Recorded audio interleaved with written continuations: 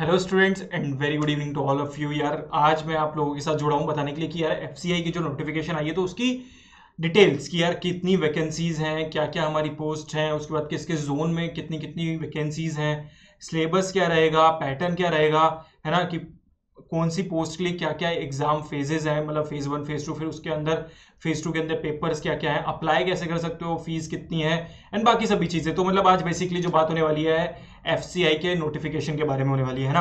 तो यार आप सभी लोगों को पता है कि काफी इंपॉर्टेंट वैकेंसीज है ना।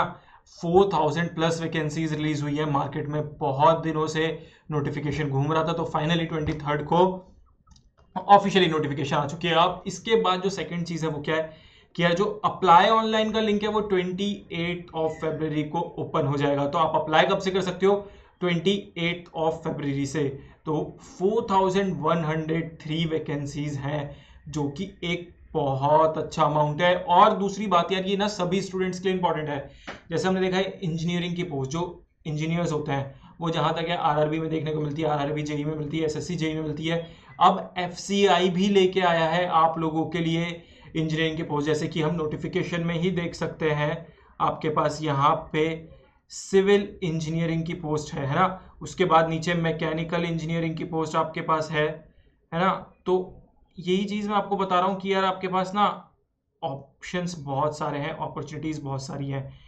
Electrical engineers, mechanical engineers, civil engineers, तो इन लोगों के लिए इंजीनियरिंग पोस्ट है। बाकी जो आपकी नॉर्मल पोस्ट है उसके ऑप्शन भी आपके पास हैं, जैसे कि अकाउंट्स में आपके पास ऑप्शंस है, हिंदी में टाइपिस्ट की पोस्ट आपके पास है, उसके बाद जर्नल पोस्ट आपके पास है ना। तो कहीं ना कहीं आपकी सभी जो स्टूडेंट्स हैं जिस भी चाहे बैकग्राउंड से हो, कोई इंजीनियरिंग बैकग्राउंड से हो या खाली ग्रेजुएट हो किसी भी चीज से, या फिर कोई हिंदी से रिलेटेड हो, कोई स्टेनो हो, स्टेनो की भी पोस्ट है, तो वहां पे सबके लिए ये एक अच्छी अपॉर्चुनिटी है। तो आइए मतलब स्टार्ट करते हैं, एक बार देखते हैं कि यार कितनी कितनी वैकेंसीज कहाँ कहाँ से है और किस तरीके से अप्लाई करना है, क्या एग्जाम पैटर्न रहने वाला है। तो सबसे पहले तो यार ये चीज देखो कि ये 4 जोन के हिसाब से निकालिए, north zone, south zone, west zone और ईस्ट जोन। तो हर जोन की वैकेंसी अलग है ना। हर जोन की वैकेंसी आप लोगों के लिए अलग है। अभी हम देख रहे हैं जो वो देख रहे हैं नॉर्थ जोन की, है ना। नॉर्थ जोन में हम देख रहे हैं, अब नॉर्थ जोन में अगर मैं देखूं तो जेई सिविल इंजीनियर्स की टोटल पोस्ट है 46। उसके बाद मैकेनिकल और इलेक्ट्रिकल इंजीनियर की पोस्ट है आपके पास कितनी? 30। तो 30 पोस्ट आपके पास मैकेनिकल इंजीनियर और इलेक्ट्रिकल इंजीनियरिंग में है ना। अब इसके बाद ये हो गया मेरा नॉर्थ जोन से। उसके बाद देखो जो हर स्टूडेंट अप्लाई कर सकता है वो आपके पास है अकाउंट्स में, जिसमें कि आपको स्पेसिफिक एलिजिबिलिटी क्राइटेरिया होगा, उस पर भी हम बात करेंगे। बट जो एक नॉर्मल ग्रेजुएट मांगा है वो आपके पास है जर्नल, जो AG3 जर्नल पोस्ट है, जो कि 256 है नॉर्थ जोन में से, उसको हर कोई अप्लाई कर सकता है ना। ये नेक्स्ट देखते हैं, साउथ जोन में भी सेम हमारी पोस्ट में डिफरेंस होगा, मतलब नंबर ऑफ वैकेंसीज में डिफरेंस होगा, पोस्ट हमारी सब में सेम है ना। तो इसी तरीके से जो हमारे पास वैकेंसीज हैं वो वेस्ट जोन में भी है, उसके बाद नॉर्थ ईस्ट जोन में भी है। अब अगर मैं देखूं, मैं बात करूं यहाँ पे कि एलिजिबिलिटी क्राइटेरिया क्या रहने वाला है ना। उसके तो एलिजिबिलिटी क्राइटेरिया एक बार हम देख लेते हैं, क्या क्या क्वालिफिकेशन मांगी है, क्या एक्सपीरियंस मांगा है। तो जैसे कि आप देख सकते हो कि यहाँ पे जेई सिविल इंजीनियर है ना, पोस्ट कोड ए, यहाँ पे डिग्री चाहिए या तो सिविल इंजीनियरिंग में या फिर डिप्लोमा चाहिए सिविल इंजीनियरिंग में विद 1 ईयर ऑफ एक्सपीरियंस, है ना। तो एक्सपीरियंस भी मांगा है। उसके बाद same in electrical and mechanical आपको 1 ईयर का एक्सपीरियंस होना चाहिए in case of diploma holders only. तो अगर आप डिप्लोमा होल्डर हो तो आपको एक्सपीरियंस चाहिए, अगर आपके पास डिग्री है तो बिना एक्सपीरियंस के भी आपका काम बन जाएगा। फिर स्टेनो ग्रेड 2 की वैकेंसी है, फिर AG2 हिंदी में वैकेंसीज है आपके पास, है ना। जर्नल में आपके पास जो है सिर्फ वो क्या मांगा है कि ग्रेजुएट डिग्री होनी चाहिए, ठीक है, ग्रेजुएट डिग्री होनी चाहिए। अगर हम जनरल की बात करें इन एनी डिसिप्लिन, मतलब चाहे आप कुछ भी ग्रेजुएट हो, BA, BSc, BTech, है ना, आप अप्लाई कर सकते हो इस पोस्ट के लिए। बाकी टाइपिस्ट हिंदी, उसमें ग्रेजुएशन और इक्विवेलेंट, और फिर उसके बाद वर्ड पर मिनट की स्पीड दे रखी है हिंदी में, और प्रेफरेंस बताया हुआ है, ये प्रेफरेंस है तो जरूरी नहीं है, और कंप्यूटर नॉलेज होनी चाहिए, है ना। अकाउंट्स में बैचलर ऑफ कॉमर्स, तो अकाउंट्स के लिए बैचलर ऑफ कॉमर्स की बात करिए, है ना।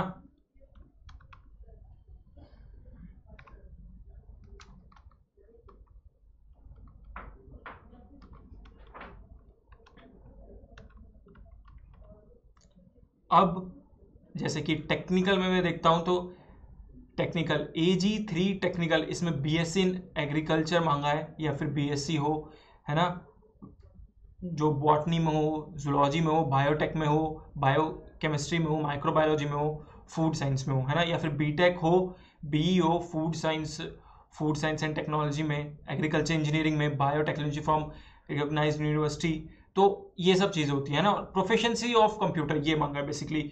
तो अब आप उस हिसाब से देख सकते हो आपको किस पोस्ट के लिए अप्लाई करना है ना। स्टेनो की वैकेंसी भी है आपके पास। अब एक बार देखते हैं एग्जाम पैटर्न क्या रहने वाला है। तो एग्जाम पैटर्न जैसे कि आप देख सकते हो कि यार जैसे एफसीआई कहीं ना कहीं पहले जो फॉलो करता था वो एसएससी का पैटर्न फॉलो करता था, एसएससी के अंदर आता था, बट इस बार क्या किया एफसीआई ने, बैंकिंग का पैटर्न फॉलो किया है।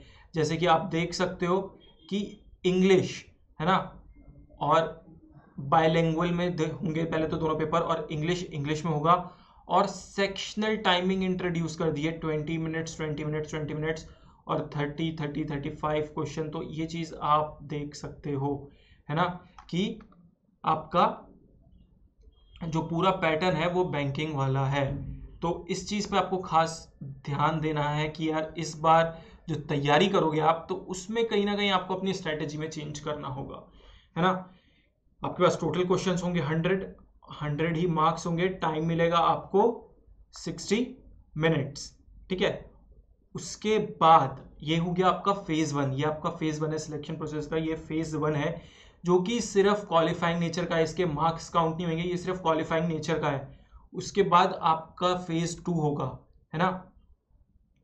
अब फेज 2 में अलग अलग पेपर है, paper 1, paper 2, paper 3, paper 4 and paper 4 तक आपके पास है। और अगर अब मैं बात करूं कि ये पेपर हर एक का नहीं होगा, जैसे पेपर 1, पेपर 2, पेपर 3, पेपर 4, ये हर एक अलग अलग, पेपर 5 ये अलग अलग पोस्ट के हिसाब से अलग अलग डिवाइड किए गए। तो जैसे अगर मैं बात करूं जो मेरी पोस्ट है, अगर मेरी पोस्ट जैसे पोस्ट कोड मेरा F और I है, जो कि है जैसे AGI3 जर्नल और AGI3 डिपोर्ट, तो यहाँ पे सिर्फ आपको पेपर 1 देना होगा। उसके बाद अगर आप यहाँ पे देख सकते हो ये वाली चीज़ जो मैं आपको बता रहा हूँ कि आपको सिर्फ पेपर 1 देना होगा अगर आप इन 2 पोस्ट के लिए अप्लाई कर रहे हो। ये होगा फेज 2 में, फेज 2 में आपको सिर्फ पेपर 1 देना होगा। वहीं पे अगर आप टाइपिस्ट के लिए अप्लाई कर रहे हो, हिंदी टाइपिस्ट के लिए अप्लाई कर रहे हो, तो आपको जो है पेपर 3 भी देना होगा। यहाँ पे आपको पेपर 3 देना होगा टाइपिस्ट की पोस्ट के लिए, है ना। सिमिलरली अगर हम बात करें आपको पेपर 5 देना होगा अगर आप स्टेनो की पोस्ट के लिए अप्लाई कर रहे हो, है ना, तो स्टेनो की पोस्ट के लिए आपको पेपर 5 देना होगा, पेपर 5 ओनली। अब जब मैं बात करता हूँ जूनियर इंजीनियर, आप अगर जूनियर इंजीनियर के लिए अप्लाई कर रहे हो, है ना, चाहे वो सिविल इंजीनियरिंग हो, चाहे वो इलेक्ट्रिकल हो, चाहे वो मैकेनिकल हो, आपको पेपर 1 और पेपर 2 देना होगा। अभी हम इस चीज में बात करेंगे कि पेपर 1 में क्या है, पेपर 2 में क्या है, पहले जान लेते हैं कि किस किस को क्या क्या देना है। तो जो भी स्टूडेंट देख रहे हैं कहीं ना कहीं अभी ऊपर से यहाँ तक क्लियर होता चला गया होगा कि यार दिमाग में क्लियर हो रहा होगा कि मैं किस पोस्ट के लिए एलिजिबल हूँ, मेरे को कौन सा देना है। जैसे जो खाली ग्रेजुएट होंगे, है ना, जैसे कोई मान लो बीएससी है बट आप जो बोटनी और ये बॉटनी, जूलॉजी और इन सब चीज़ों से नहीं हो, तो आप नॉर्मल जो जनरल पोस्ट है उसके लिए अप्लाई कर सकते हो। अब जब आपने देखा मैं जनरल पोस्ट के लिए अप्लाई कर सकता हूं तो मेरे को कौन सा पेपर देना है, ओनली पेपर 1। तो यहां से आप क्लियर होते चले जाओगे और आगे हम पेपर 1 का फिर सिलेबस डिस्कस करते हैं। तो सिमिलरली अगर आप उसके बाद अकाउंट्स के लिए भी अगर आप हो, या फिर आप टेक्निकल जो हमने पोस्ट डिस्कस करी थी उसमें भी आप अगर अप्लाई करते हो तो आपको पेपर 1, पेपर 2 देना पड़ेगा। और अगर आप AG2 हिंदी के लिए अप्लाई करते हो तो आपको पेपर 3 एंड पेपर 4 देना होगा। अब सबसे पहली बात स्टूडेंट के मन में कहीं ना कहीं से आ रहा होगा कि यार अगर मैं 2 चीज़ों के लिए एलिजिबल हूं तो क्या मैं 2 बार फॉर्म भर सकता हूं 2 अलग अलग चीज़ों के लिए? नहीं, आप सिर्फ एक ही पोस्ट के लिए फॉर्म भर सकते हो और एक ही जोन से भर सकते हो, है ना। तो आपको एक जोन सेलेक्ट करना है, जो आपका जोन है वहां से, और एक ही पोस्ट के लिए आपको अलग अलग पोस्ट के लिए अगर आप सिलेक्ट करोगे तो आपका कैंडिडेचर कैंसिल हो जाएगा बाद में। अब हम देखते हैं कि सिलेबस क्या है पेपर 1 पेपर 2 जो हम इतनी देर से बात कर रहे थे। तो paper 1 and paper 3 and paper 5 इसमें 120 मल्टीपल चॉइस क्वेश्चन होंगे जो कि 1 मार्क्स कैरी कर रहा होगा और 120 ही मार्क्स होंगे, है ना।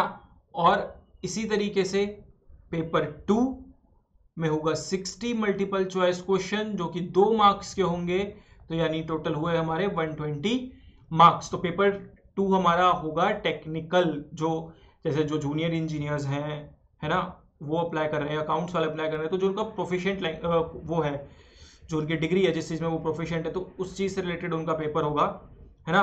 और नेगेटिव मार्किंग होगी। क्लियरली बताया है कि 1/4 में आपकी नेगेटिव मार्किंग होगी।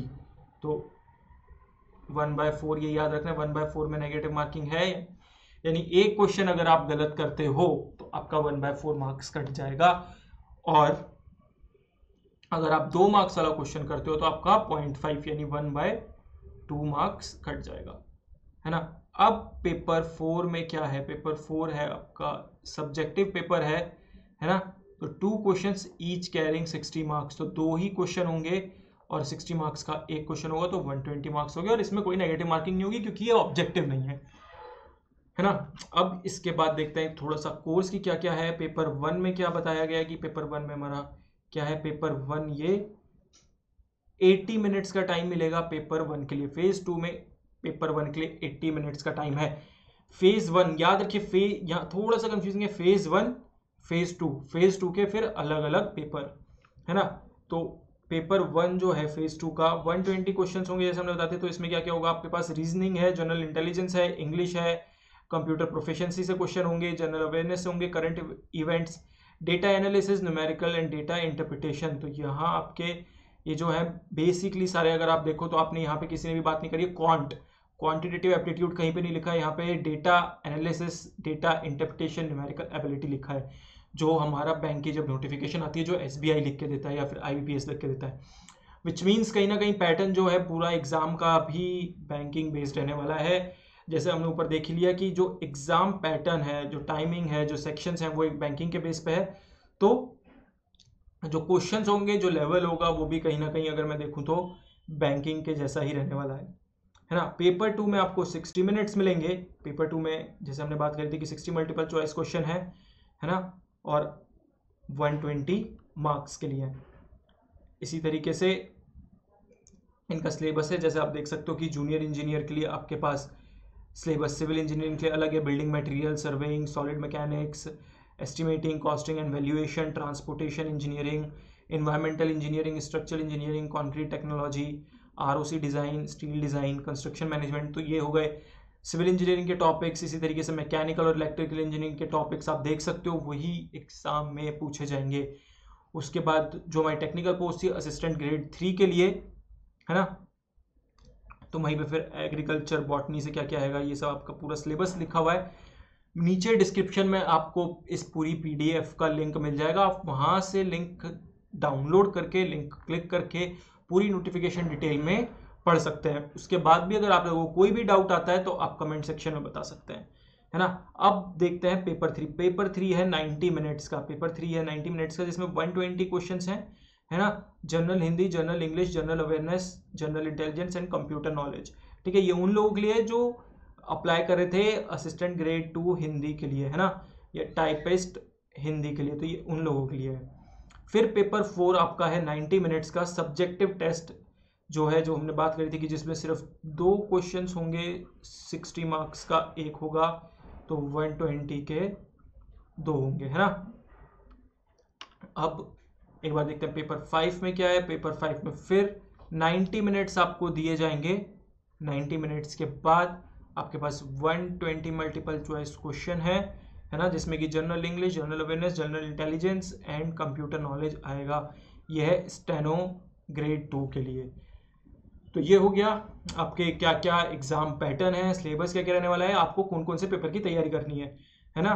तो उस हिसाब से आप अपने अपने सबसे पहले तो जोन सेलेक्ट करो, फिर अपनी पोस्ट सेलेक्ट करो, फिर उस हिसाब से उसका पेपर पैटर्न देखो जो फेज 2 के लिए, क्योंकि फेज 1 सबके लिए कॉमन है, फेज 1 सबके लिए कॉमन है, जिसमें कि आपको इंग्लिश रीजनिंग क्वांट देना है 35 and 30 questions 20 marks 20 minutes.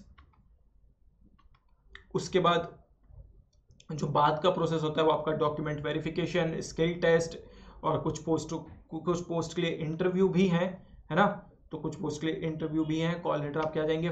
Form है आपका 500 रुपीज़ का, तो आप फॉर्म फिल कर सकते हैं। फॉर्म जो आप फिल कर सकते हैं, जैसे यहाँ पे लिखा हुआ है कि application fee is ₹500 excluding bank charges, है ना। तो 500 रुपीज़ का फॉर्म है, आप फिल कर सकते हैं 28 ऑफ फरवरी से, है ना। 28 फरवरी से अप्लाई ऑनलाइन का लिंक एक्टिवेट हो जाएगा।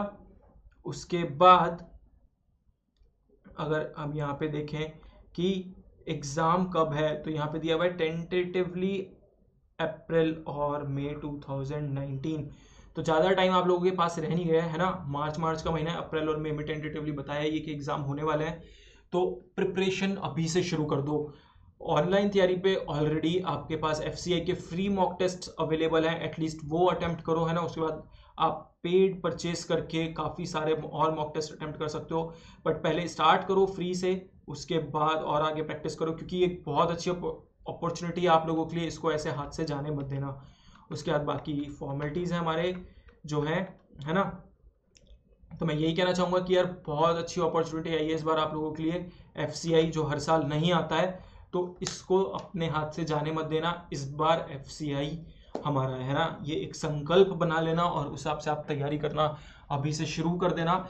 सारा मटेरियल आपको ऑनलाइन तैयारी के प्लेटफॉर्म पे प्रोवाइड किया जाएगा। जैसे आज मैंने नोटिफिकेशन बताई है, इसी तरीके से अब मैं कुछ सब्जेक्ट की क्लासेस भी लेके आऊँगा। जैसे रीजनिंग पढ़ सकते हैं हम, इसके लिए मैथ्स का देख सकते हैं, क्वांट देख सकते हैं थोड़ा सा, क्योंकि बैंकिंग वाला है तो हम फोकस रखेंगे ज़्यादातर डेटा इंटरप्रिटेशन से। जैसा कि हमने देखा था कि यार स्पेसिफिक बताया भी था, स्पेसिफिकली आपको वहाँ पे बताया भी था कि डेटा इंटरप्रिटेशन कोर्सेज में अभी हमने सिलेबस में भी हमने देखा है, तो उस चीज़ पे थोड़ा सा फोकस करेंगे।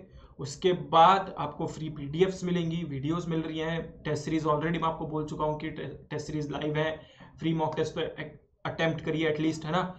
तो इसी पैशन के साथ, जिस तरीके से पैशन के साथ आप लोग वैकेंसीज का इंतजार करते हो, वैकेंसीज को देखते हो, नोटिफिकेशन को पढ़ते हो, जिस पैशन के साथ अप्लाई करते हो, उसी पैशन के साथ अगर आप पढ़ाई कर लोगे तो डेफिनेटली एग्जाम क्लियर होगा। तो आई होप कि आप लोगों को सब कुछ समझ में आ गया हो जो इस वैकेंसी से रिलेटेड है। अगर फिर भी आप लोगों को कोई भी डाउट आता है, आप कमेंट सेक्शन में जरूर पूछना, आपको उस चीज़ का आंसर मिल जाएगा कमेंट में ही। और तैयारी शुरू कर दो, क्योंकि अब आपके जो 6 महीने हैं पूरे पैक्ड हैं, है ना। आपके पास RRB NTPC आ चुका है, बैंकिंग के एग्जाम्स आने ही वाले हैं, SBI ऑलरेडी सब SBI के लिए प्रिपेयर कर ही रहे हैं। उसके बाद आपके पास FCI आ चुका है ना, CGL है, CHSL है, तो सब आपके पास एग्जाम है, आप पूरे पैक्ड हो। तो बस अभी आपको पढ़ाई करनी है, तो लग जाइए अभी से, है ना। अपना एग्जाम टारगेट करिए, उसका कोर्स देखिए, सिलेबस देखिए, पैटर्न देखिए और उस हिसाब से तैयारी करना शुरू कर दीजिए। तो आज के लिए मैं अलविदा लेता हूँ, फिर मिलते हैं अगले सेशन में। हो सकता है कि FCI के साथ ही मिलें, रीजनिंग की क्लास के साथ। तब तक के लिए very goodbye and all the best for all upcoming exams and your preparation. Thank you.